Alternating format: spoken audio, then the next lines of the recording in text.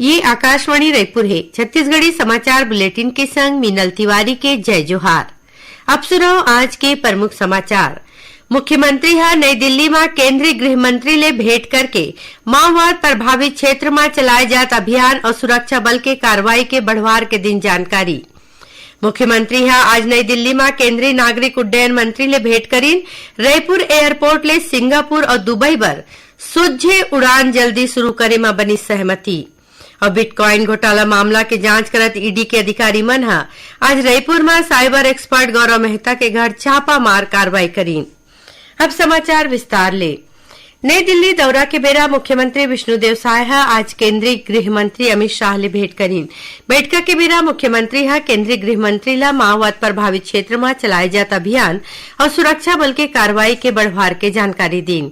मुख्यमंत्री हा बताइन कि रद्दा बनाए शिक्षा, स्वास्थ्य और रोजगार के क्षेत्र में राज्य सरकार कोती ले कतकुन काम करे जाथे, जेखर ले माओवाद प्रभावित क्षेत्र में लोगन के सोच बदलत है। गृह मंत्री हा राज्य सरकार कोती ले करे जात काम के प्रशंसा करीन और केंद्र कोती ले हर संभव मदद के भरोसा देवईन। मुख्यमंत्री हा केंद्रीय गृह मंत्री ला बताइन कि पाछू 11 महीना में करीबन 200 माओवादी मुठभेड़ में मारे गए हैं। उन्हें 700 ले ज्यादा माओवादी मन हा आत्मसमर्पण करीन है। मुख्यमंत्री विष्णुदेव साय हा आज नई दिल्ली में केंद्रीय नागरिक उड्डयन मंत्री किंजरापू राम मोहन नायडू ले भेंट करीन। ये दौरान उमन रायपुर के स्वामी विवेकानंद एयरपोर्ट ला अंतर्राष्ट्रीय एयरपोर्ट के दर्जा देके मांग करीन। बैठक में रायपुर के स्वामी विवेकानंद एयरपोर्ट ले सिंगापुर और दुबई बर सोझे उड़ान जल्दी शुरू करे में सहमति बनीस। उन्हें राज्य के हवाई सुविधा ला मजबूत करे और क्षेत्रीय हवाई अड्डा के विकास में गोट बात होइस। एकर संगे संग रायपुर एयरपोर्ट में कार्गो हब और रायपुर ले पटना और रांची बर हवाई सेवा शुरू करे के मंजूरी मिले है। बैठक में मुख्यमंत्री हा बिलासपुर एयरपोर्ट बर 3C IFR कैटेगरी में बढ़वार के प्रस्ताव राखीन। उमन एकर बार रेडियो नेविगेशन उपकरण DVOR के स्थापना के काम ला जल्दी पूरा करे के बात की हिन है। एमा केंद्रीय मंत्री हा बिलासपुर एयरपोर्ट में हवाई जहाज के रथिया कुन उतरे ले आवत परेशानी ला देखत एला तुरते शुरू करे के निर्देश दीन। मुख्यमंत्री हा अंबिकापुर एयरपोर्ट ला रायपुर, वाराणसी, प्रयागराज और अयोध्या जैसन मुख्य शहर ले जोड़े बर नवा उड़ान के मांग करीन। मुख्यमंत्री हा जगदलपुर ले रायपुर के बीच कमती यात्री होए के सेती बंद कर देगे उड़ान सेवा ला फिर ले शुरू करे के बाद केंद्रीय मंत्री ले करीन। प्रधानमंत्री आवास योजना के आज 8 बछर पूरा हो गए हैं। ये दौरान छत्तीसगढ़ में ये योजना में करेगे निर्माण काम खातिर मुख्यमंत्री विष्णुदेव साय प्रधानमंत्री नरेंद्र मोदी के आभार जतईन है। उमन किहिन की गरीब और जरूरतमंद रुखर खुद के पक्का मकान होवे, ये उद्देश्य ला लेके शुरू करेगे योजना ला बड़ सफलता मिले है। अभी तक 4 करोड़ ले ज्यादा परिवार ला PM आवास योजना में घर मिल गए है। श्री साय किहिन की राज्य सरकार हा प्रदेश में हर जरूरतमंद ला पक्का मकान देवाए बर प्रतिबद्ध हवै और ये योजना में सरलग काम होवत है। जनजाति समुदाय और विशेष संरक्षित पिछड़ी जनजाति ला घलो एकर फायदा मिलत है। नवा रायपुर में सुशासन में काली ले 2 दिवसीय क्षेत्रीय सम्मेलन राखे जाही। ये आयोजन केंद्र सरकार के प्रशासनिक सुधार, कार्मिक, लोक शिकायत और पेंशन मंत्रालय कोती ले छत्तीसगढ़ सरकार के मदद ले करे जाही। ये सम्मेलन के उद्देश्य राष्ट्रीय और राज्य स्तरीय संगठन ला लोक प्रशासन में नवाचार, जिंदगी के गुणवत्ता में सुधार, सुशासन, ई-गवर्नेंस और डिजिटल गवर्नेंस बर सार्वजनिक समाधान खातिर अनुभव साझा करे बर एक मंच में लाना है। सम्मेलन के समापन सत्र ला मुख्यमंत्री विष्णुदेव साय और केंद्रीय राज्य मंत्री डॉक्टर जितेंद्र सिंह संबोधित करहीन। ये सम्मेलन में आने विषय में 5 सत्र राखे जाही। छत्तीसगढ़ मानवाधिकार आयोग के कार्यवाहक अध्यक्ष गिरधारी नायक हा आज मुंगेली जिला जेल, अस्पताल, थाना, शाला भवन, वृद्धाश्रम, बाल संरक्षण गृह और शासकीय प्री मैट्रिक आदिवासी कन्या छात्रावास ला देखीन। जिला प्रशासन संग राखे गे बैठका में श्री नायक हा गुमशुदा लोगन ला जल्दी खोजे, पेंशन प्रकरण के तुरते निराकरण के संबंध में गोट बात घलो करीन। छत्तीसगढ़ी समाचार बुलेटिन आप मन आकाशवाणी रायपुर ले सुनत हव। छत्तीसगढ़ के खबर ले है आपके वास्ता और खबर के विश्वसनीयता ले है हमार वास्ता। आकाशवाणी समाचार रायपुर के प्रादेशिक समाचार बुलेटिन के संगे संग हमार समसामयिक कार्यक्रम आप रेडियो के संग अपन मोबाइल में घलो सुन सकत हो।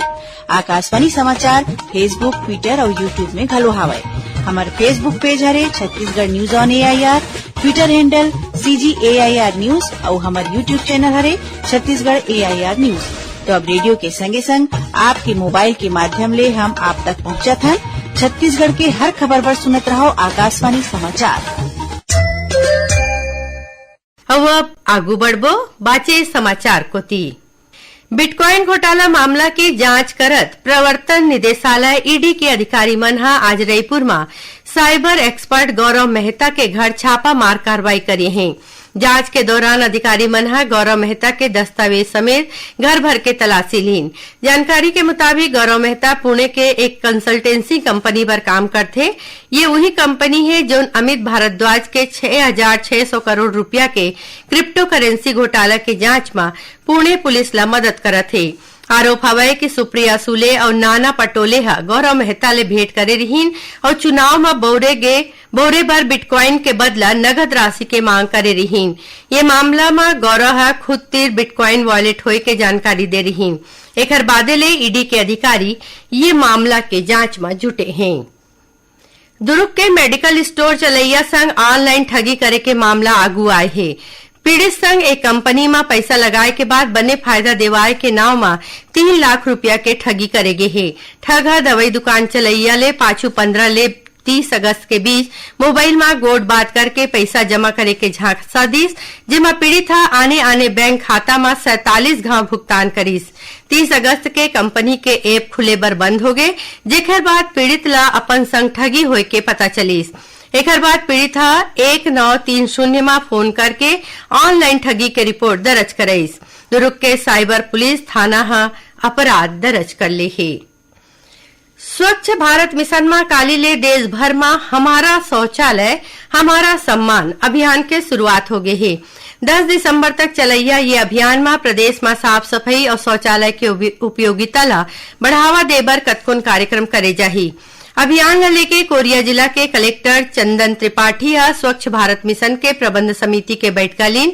बैठका में हमारा शौचालय हमारा सम्मान अभियान में विशेष रूप ले गोट बात करेगी। कलेक्टर हकीन की स्वच्छता और शौचालय के उपयोग के महत्ता समझना जरूरी है। बैठका में फैसला लेगी इसकी खुद बर शौचालय बनाए में पात्र हितग्राही ला मंजूरी पत्र दे जाही। उन्हें सामुदायिक ब्लॉक और जिला स्तर में सबले बने शौचालय बनाए ला लेके प्रतियोगिता घलो राखे जाही। भारतीय थल सेना में अग्निवीर भर्ती बर शारीरिक दक्षता परीक्षा 4 ले 12 दिसंबर तक रायगढ़ में राखे जाही। सेना भर्ती कार्यालय रायपुर ले मिले जानकारी के मुताबिक जनरल ड्यूटी पद पर 233 अर्जी देवैया मन बर 5 दिसंबर के परीक्षा होही। उन्हें 11 दिसंबर के अग्निवीर टेक्निकल और ट्रेड्समैन के पद पर 15 आवेदक मन के शारीरिक दक्षता परीक्षा होही। बेमेतरा जिला प्रशासन ले मिले जानकारी के मुताबिक जिला ले 7 दिसंबर के 173 उम्मीदवार और 11 दिसंबर के 22 उम्मीदवार परीक्षा में संघर्षहीन। ज्यादा जानकारी पर जिला सैनिक कल्याण बोर्ड के मोबाइल नंबर 9691333104 में बात करे जा सकते। दुर्ग कलेक्टर रीचा प्रकाश चौधरी जिला में चलाए जात आचार्य विनोबा भावे शिक्षक कार्यक्रम में 23 जन शिक्षक मन ला सम्मानित करीन। विनोबा ऐप ले हर महीना जिला के नवाचारी शिक्षक मन ला पोस्ट ऑफ द मंथ और आने कौशल के बढ़वार में बने काम करैया मन ला इनाम दे जाथे। एकर संगे संग बोलेगा बचपन, टॉप 3 क्लस्टर और उत्कृष्ट दुर्ग कार्यक्रम में अपन योगदान देवैया शिक्षक मन के घलो सम्मान करे जाथे। उत्तर ले आवा ठंडा और शुष्क हवा के सेती प्रदेश के न्यूनतम तापमान में सरलग कमी आवत है। सरगुजा और बिलासपुर संभाग के कुछ एक जिला में शीत लहरा चले के संभावना है। आखिर में प्रमुख समाचार एक घाव फेर। मुख्यमंत्री नई दिल्ली में केंद्रीय गृह मंत्री ले भेंट करके माओवाद प्रभावित क्षेत्र में चलाए जात अभियान और सुरक्षा बल के कार्रवाई के बढ़वार के दिन जानकारी। मुख्यमंत्री आज नई दिल्ली में केंद्रीय नागरिक उड्डयन मंत्री ले भेंट करीन। रायपुर एयरपोर्ट ले सिंगापुर और दुबई पर सोझे उड़ान जल्दी शुरू करे में बनी सहमति। और बिटकॉइन घोटाला मामला के जांच करत ईडी के अधिकारी मन आज रायपुर में साइबर एक्सपर्ट गौरव मेहता के घर छापा मार कार्रवाई करीन। एकरे संग छत्तीसगढ़ी समाचार बुलेटिन यहीं सिरावत है। जय जोहार।